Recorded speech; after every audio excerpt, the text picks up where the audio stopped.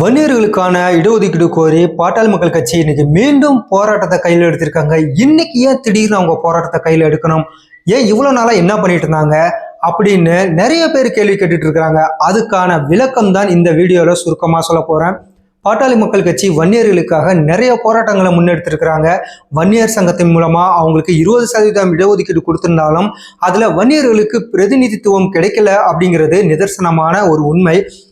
இந்த சூழ்நிலையில தான் வன்னியர்களுக்கு உள் ஒதுக்கீடு கொடுக்கணும் அப்படின்னு சொல்லிட்டு கடந்த அதிமுக ஆட்சியில மிகப்பெரிய ஒரு போராட்டத்தை முன்னெடுத்து அதுல 10 விழுக்காடு இடஒதுக்கீடையும் பெற்றும் கொடுத்தாங்க. ஒரு வருடம் மட்டுமே அந்த இடஒதுக்கீடு இருந்துச்சு. அதன் பிறகு நீதிமன்றத்தால அந்த இடஒதுக்கீடு ரத்து செய்யப்பட்டுச்சு. அதாவது உயர் நீதிமன்றத்தால இந்த இடஒதுக்கீடு ரத்து செய்யப்பட்டது. இதை எதிர்த்து தமிழக அரசு மேல்முறையீடு செய்யணும் அப்படின்னு தொடர்ந்து வலியுறுத்தப்பட்டு வந்துச்சு. ஆனால் தமிழக அரசு மேல்முறையீடு செய்யவே இல்லை. இதுவரை இன்றோடு, அதாவது இன்று டிசம்பர் 24 இன்றோடு 1000 நாட்கள் நிறைவடைஞ்சிருக்கு அந்த தீர்ப்பு வழங்கி. அதாவது வன்னியர்களுக்கான உள் ஒதுக்கீடு 10 விழுக்காடு உள் ஒதுக்கீடு தடை செஞ்சு இன்றோடு 1000 நாட்களை நிறைவடைஞ்சிருக்கு. அதனால 1000வது நாளான இன்று தமிழக அரசை வலியுறுத்தி மீண்டும் போராட்டத்தை பாட்டாளி மக்கள் கட்சியும் வன்னியர் சங்கமும் முன்னெடுத்திருக்கு.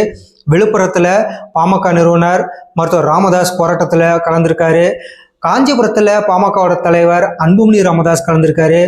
இப்படி மீண்டும் ஒரு போராட்டத்தை பாமகவும் வன்னியர் சங்கமும் கையில் எடுத்திருக்கு. இவ்வளவு நாளா ஏன் பண்ணல, இப்ப தேர்தல் வரதுனாலதான் பண்றாங்கன்னு ஒரு சில பேர் பேசினாலும் இப்போ எந்தவித தேர்தலும் இல்லை. இன்னும் தேர்தல் 2026 தான் நடக்க போகுது. அதுக்கு முன்னாடியே 2 வருஷம் கிட்டத்தட்ட 1.5 வருஷத்துக்கு மேல இருக்கு. இந்த சூழ்நிலையில இவங்க இந்த 1000 நாட்களை கடந்திருக்கு, இன்னும் தமிழக அரசு மேல்முறையீடு செய்யாமலே இருக்கு அப்படிங்கிறத சுட்டிக்காட்டி தமிழக அரசுக்கு அழுத்தம் கொடுக்கிற விதமா இந்த போராட்டத்தை இவங்க நடத்திட்டு இருக்கிறாங்க. தமிழக அரசு இனிமேலாவது மேல்முறையீடு செஞ்சு வன்னியர்களுக்கான 10 விழுக்காடு இடஒதுக்கீட்டை உறுதிப்படுத்தணும் அப்படிங்கிறது தான் வன்னியர் சங்கம் மற்றும் பாமகவோட ஒரு கோரிக்கையா இருக்கு. இதுக்கு ஒரு முக்கியமா இன்னொரு காரணம் என்னன்னா, அருந்ததியருக்கான 3% இடஒதுக்கீடு, அதாவது உள் ஒதுக்கீடு எதிரான ஒரு வழக்குல தமிழக அரசு உச்ச நீதிமன்றத்துல போய் வெற்றி பெற்றிருக்காங்க.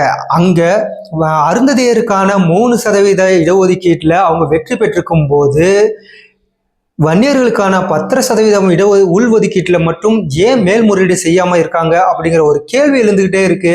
கண்டிப்பா தமிழக அரசு இதுல மேல்முறையீடு செஞ்சு வெற்றி பெறணும், வன்னியர்களுக்கு அவங்களுக்கு உரிய பிரதிநிதித்துவம் கிடைக்க வேண்டும் அப்படிங்கிறது தான் எல்லோருடைய ஒரு எதிர்பார்ப்பா இருக்கு.